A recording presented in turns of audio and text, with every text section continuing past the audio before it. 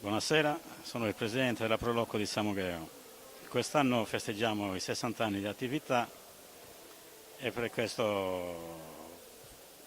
occasione abbiamo voluto fare un libro sul vestiario tradizionale di Samugheo intitolato Bragas e Quintas. Questo libro è stato organizzato dalla Prolocco e specialmente dai ragazzi del gruppo folk. È stato fatto con i finanziamenti del Comune di Samugheo e della Fondazione del Banco di Sardegna.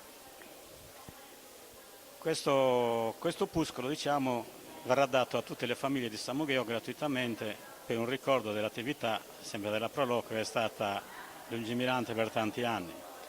E la Prolocco era nata nel 1954 per un'iniziativa dell'avvocato Emanuele Cao, che poi subito dopo si era aggregato anche il gruppo folk.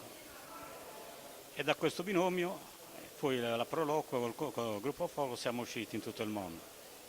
Abbiamo portato tutti gli usi, costumi e tradizioni di Samugheo per tutto il mondo e con tutte le attività di Samugheo, con i tessuti, con l'agroalimentare e via dicendo.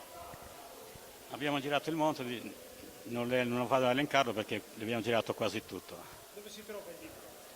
Però il libro si trova al Museo regionale dell'arte tessile a Samugheo e verrà consegnato sia a tutte le famiglie che anche ai visitatori che lo vorranno comprare.